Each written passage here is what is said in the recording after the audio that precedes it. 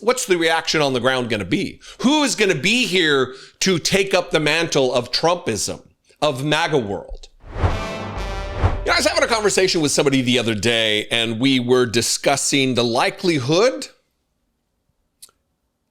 that Donald Trump might not survive this term. Naturally. I've talked a lot about the fact that, a human being cannot survive long when it is not blood that courses through your veins, but Big Mac sauce. Maybe he's got the Szechuan sauce from McDonald's from the 80s or the 90s coursing through there. Either way, not good, not a good outlook, not a good prognosis, if you will. So the conversation kind of led along the lines of what would happen if Donald Trump died, and not like what's going to be the continuation of government plan, and will the 25th Amendment be followed? Will there be squabbling amidst the administration? Will J.D. Vance step up and be the next dear leader? None of that, I think, is going to happen. I don't think J.D. Vance has what it takes to lead the unruly mob. Nor are those people interested in him being president of the United States. After all, he's got a brown wife and kids. White supremacy is a hell of a drug.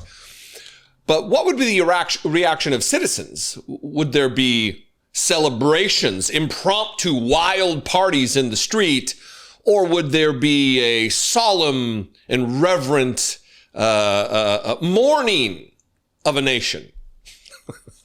I think the answer is pretty obvious, but I think the question of, is Donald Trump going to survive? Maybe he'll survive to the end of the year, but is he going to survive through next year? There's a lot of questions about Donald Trump's health, and they're not going away anytime soon. And I postulate that the more tough guy he gets, the more egregious dictator he gets, the more cozying he is to the world's dictators. That's projection of how weak physically, emotionally, of course, mentally, of course, ethically, of course, morally, of course, but physically and health-wise, I think it signals a return of Donald Trump to the way he's been over the years, but in a new form. Projection, but for his health. He wants everybody to view him as vibrant, as healthy, as filled with vigor. And that's just not the case. Get a look at some of these headlines from the media. This one's a little bit more serious, this first one, and then it kind of devolves from there, because let me tell you, the Daily Beast has been having a go at Donald Trump. Here's the first one from The Independent. Trump's hand makeup has returned after questions about the president's health over swollen ankle sightings. A large patch of what appeared to be foundation in a lighter shade than his skin was clearly visible on his hand during President Trump's visit to an exhibit at the People's House Museum.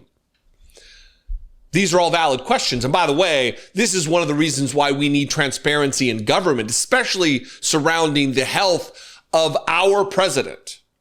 Can we rely upon this person to lead the nation? Can we rely on this person to be making cogent thoughts and analysis based on the advice and counsel of those around him? I don't know that we can. I don't know that we can rely upon him to keep himself alive over the course of the next few months. Again, headlines from the Daily Beast. Trump, 79, spotted with bruise on his other hand. More makeup may be in order for the president. Daily Beast, Trump, 79, smears right hand in makeup amid cankle cover-up. The 79-year-old president has a glob of cover-up on his hand as he ventured out in Washington. Daily Beast again, Trump, 79, puts cankles on full display as he meets Putin. The president's health has been under scrutiny since he was diagnosed with chronic venous insufficiency. It's not the only thing that's insufficient related to Donald Trump. Just ask the rest of America, and also you can ask Stormy Daniels. And then finally, here's this one. And this isn't all of them. There are many, many more than that. I just didn't want to bore you with the headlines. Trump goes off deep end after MSNBC mocks Cankle cover-up. The Last Word host, Lawrence O'Donnell, noted how the president and White House are shielding Trump's swollen ankles. And that kind of leads us to the thesis here, to the question here. Do we have something to worry about? Look, I'm not worried if Donald Trump dies. There's a large part of me that looks forward to it, because then the long national nightmare that we've been facing since his first term and now continuing on at a heightened level will be over. That nightmare. You're not going to see me crying crocodile tears or feigning some kind of, he was a good person. America owes a debt to the, he was, when someone dies, they get venerated. I don't think that'll happen here. Obviously, he'll be a martyr in the eyes of MAGA world. There will be conspiracy theories that abound in MAGA world, that this wildly unhealthy octogenarian, that something took him out. It'll be nonsense. But I guess the overarching question is, what's the reaction on the ground going to be? What's the reaction from the citizenry going to be? What's the reaction from different states, Republican states and their governors? What's it going to be? Who is going to be here to take up the mantle of Trumpism, of MAGA world?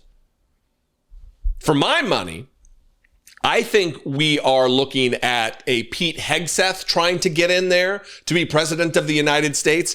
I don't see J.D. Vance having what it takes.